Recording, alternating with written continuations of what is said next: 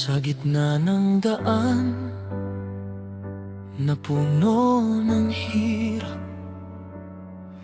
may isang taong laging handang tumulong. Si Kuya Val, ang pangalang tinatanglaw. Puso'y busilap, pag-ibig ay sadyang walang kapantay.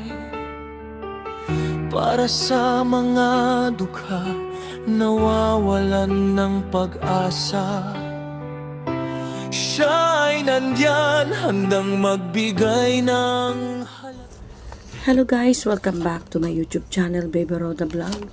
So for today's video guys, bibigyan lang natin ng reaction yung nangyayaring gulo sa Kalingap. Lalong higit yung nakita ko na sobrang apektado talaga si Kuya Val sa mga kaganapan. Sobrang ako nasaktan dahil syempre isa ako sa kababayan ng Team Kalingap. So masakit para sa akin ang kanilang mga pinagdadaanan sa ngayon. Both side, hindi ako talaga natutuwa. Sobra akong lungkot dahil nangyari ito sa kanila. At sana matapos na ito at magkaroon ng linaw at liwanag ang isipan ng bawat isa sa kanila. At guys, sa mga hindi pa nakasubscribe sa akin channel, please subscribe my channel and click the bell para updated kayo sa mga videos na aking ina-upload regarding sa Team Kalingap at sa Jungkar. Marami pong salamat. Po sila. Ayan po. Ayan. Sabi nung tatay ni Beyonce, nung kami daw yan nag-vlog, nandiyan daw po si Beyonce, naiinitan. Eh ako po, bilang vlogger, nainitan din po ako. Pero sa unang vlog ni Kalingap, ito lamang bahay po nila. Ito po, nung sila nakalipat sa bagong bahay, tinanggal po nila ito. Tinanggal, nilagay sa baboy yung yero. Ang ginawa ko po, tawa ko sa nakatira dito, pinsan nila.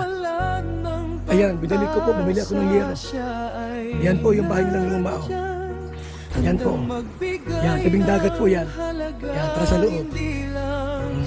Yan, ito po yung bahay po nila dati. Ito pa Kalingap, nakita ko sa inyo para malaman ninyo na ang pakay namin sa kanilang buhay, pamilya po, bawat Pilipino naghihirap, ay tutulong lang po kami. Tutulong lang po sa abot ng aming makakaya. Oo. Yun ang aming pinakapakay sa lahat. Tutulong lang, babahayan.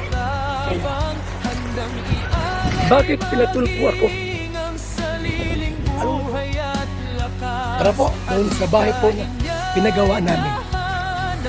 Para makita niyo po kung gaano kabuti ang Kalingap, mga kaibigan.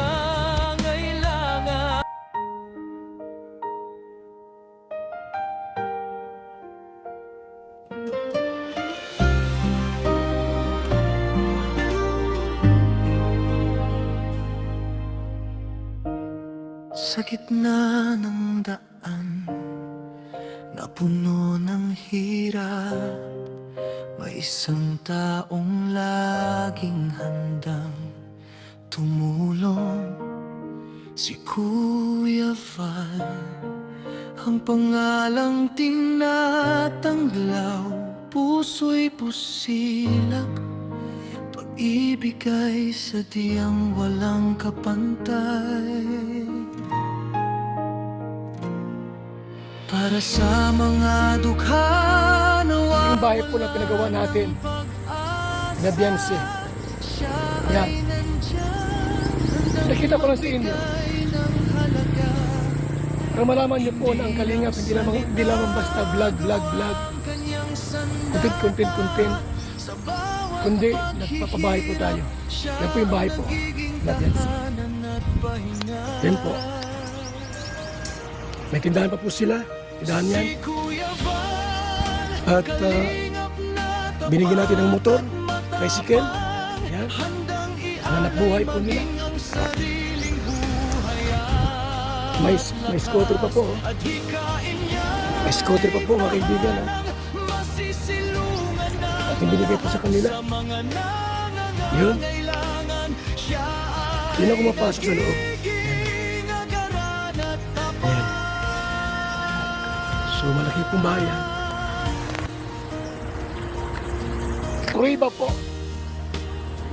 Katunayan na tinulungan po namin sila sa kanilang kahirapan at kawalan.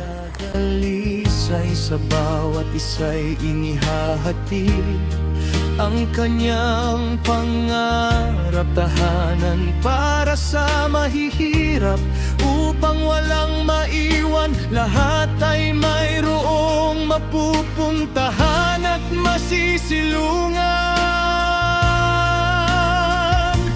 Kahit na mahirap, kahit na puno ng pagsubok, hindi sumusuko, hindi lumalayo. Ang kanyang paningin ay laging nakatuon sa kapakanan ng iba. Yan ang kanyang layunin at hangarin.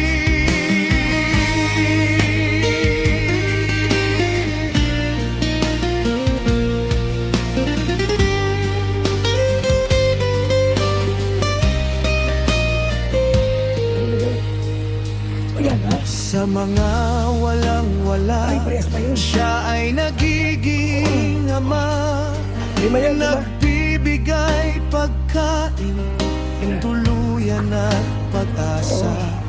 Bawat ngiti ng taong kanyang natutulungan ay gantimpalang sapat sa kanyang puso at Makita mo po.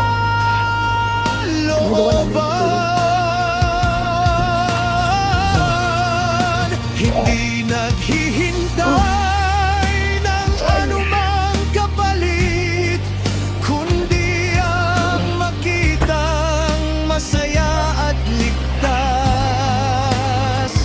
Ang mga taong dating walang masandalan, Kita niyo po. ngayon ay mayroon ng tahanan at pamilyang